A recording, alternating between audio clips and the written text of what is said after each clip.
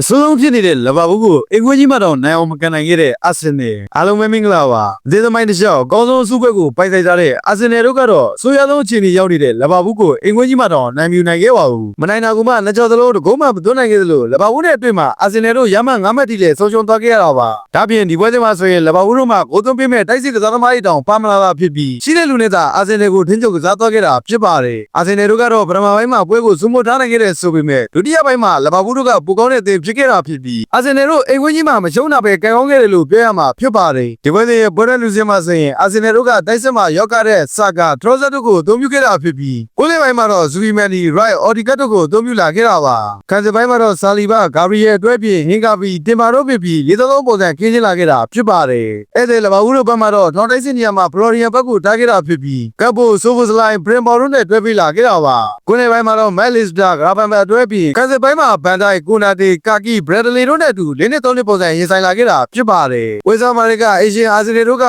ဆောင်ဝေးရဖို့ဖိအားပေးနေခဲ့တဲ့ဆိုပေမဲ့ထိရောက်တဲ့ဂိုးပေါက်ချင်းချောင်းမှုတော့မပြုလုပ်နိုင်ခဲ့ပါဘူးအဲဒီနောက်ပွဲချိန်26မိနစ်ရောက်မှာတော့အာဆင်နယ်ခံစစ်အမှားကတစ်ဆင့်ရရှိလာတဲ့ခွင့်ရေးကိုဘရက်ဒလီကကန်သွင်းရမှာတိုင်ပန်သွားခဲ့တာကြောင့်အာဆင်နယ်တို့အသက်ရှူကြောင်သွားခဲ့ရတာဖြစ်ပါတယ်နောက်ပိုင်းပွဲချိန်တွေမှာတော့အာဆင်နယ်တို့ကပဲပွဲကိုထိန်းချုပ်ထားခဲ့တဲ့ဆိုပေမဲ့ဂိုးတော့မရခဲ့ပဲပထမပိုင်းကတော့ဂိုးမရှိသေးတဲ့သာပြီးဆုံးသွားခဲ့ရတာပါဒုတိယပိုင်းမှာတော့လဘာဘူးတို့ကပူကောင်းတဲ့အသင်းဖြစ်ခဲ့တယ်လို့ပြောရမှာဖြစ်ပြီးအာဆင်နယ်တို့ဂိုးပေါက်ချင်းချောင်းမှုသိမလုံနိုင်အောင်ကိုထိန်းချုပ်နိုင်ခဲ့တာဖြစ်ပါတယ်လက်ကျန်မိနစ်တွေမှာတော့နှစ်သင်းလုံးမရှုံးအောင်ထိန်းကစားနေတာကိုမြင်တွေ့ခဲ့ရပြီးဂိုးမသွင်းနိုင်ခဲ့ကြပဲအမရိမှာဂိုးမရှိသေးရလက်နဲ့သာပွဲပြီးဆုံးသွားခဲ့ရတာပါဒီဒီရဲလက်ကြောင့်လဘာဘူးတို့ကအစင်လေးနေရာမှာပဲဆက်လက်ရည်တည်နေခဲ့ပြီးဖြစ်ပြီးအာဆင်နယ်တို့ကတော့ဒုတိယနေရာကမန်ချက်စတာစီးတီးအထက်6မှတ်သားနဲ့စစ်တဲ့နေရာမှာဆက်လက်ရည်တည်နေခဲ့ပြီးဖြစ်ပါတယ်